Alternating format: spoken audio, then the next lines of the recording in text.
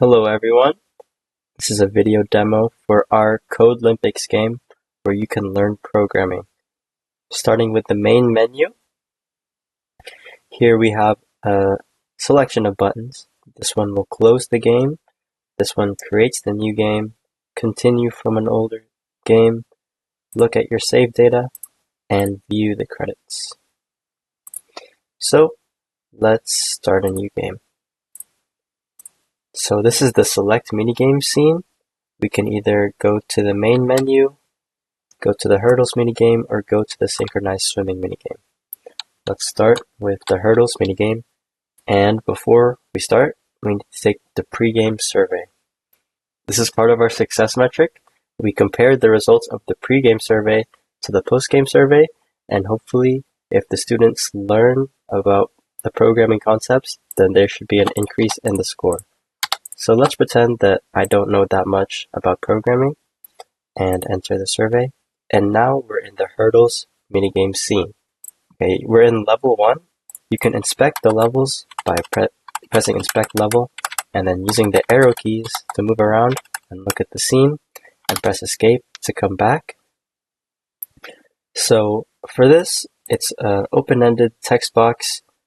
We just need to make a program that will complete the level, and that's when we reach this big hurdle here, and it takes us to the next level if we're able to complete it.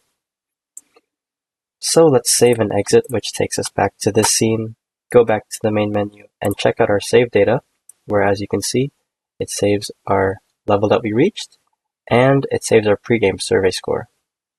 And once we completed all 7 levels of hurdles, we would be able to take the post-game survey and see if we improved. Now let's try the synchronized swimming minigame. First, we need to take the pre-quiz, which is going to be 3 multiple choice questions and 2 true or false. Let's pretend that I don't know that much, so I'll get some of these questions wrong.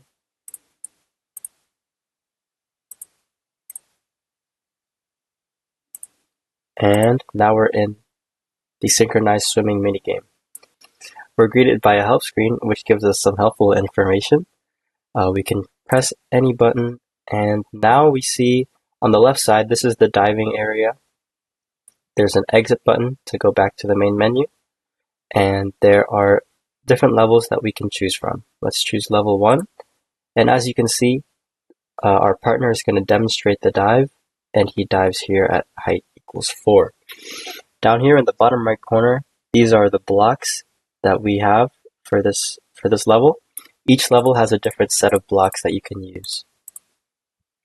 And the way that it's designed is that each level has multiple ways to solve it, which promotes creative thinking and problem solving. So we can press the blocks to bring them up here to our program. And in the program, we can either remove blocks that we don't want or arrange them in any way we would like. So let's create a program here. So when we press the run button, it's going to go block by block through our program and show with a yellow indicator which block it's looking at. So we'll see that it goes through each weight block before landing at the flip block, and the dives perfectly match, which means we're going to be able to complete level 1, and that's indicated through here. We can also view more information about the blocks by pressing this help button in the bottom right corner.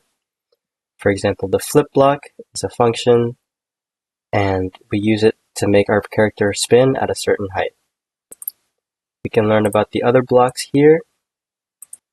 Let's go back to the save data screen, and as we can see, it shows that we completed 1 level, and it shows our pre-quiz score. Once we've completed all the levels in synchronized swimming, we can press the exit button, which takes us to the post-quiz, where we can retake the quiz, and hopefully with that minigame, we've learned a lot about functions, and we've learned about conditionals, learned about loops. We've learned that there are multiple ways to solve problems, and we've learned how conditionals work. Now let's go to the save data screen once more, And as you can see, it'll show our post-quiz score. And since we have an increase, that shows that we've retained knowledge from the minigame. And now we know the basic concepts of programming. The last thing I'll show is the save data management scene. As you saw, we can load into our minigames like so, and that will keep our progress, or we can decide to delete our data and start from scratch.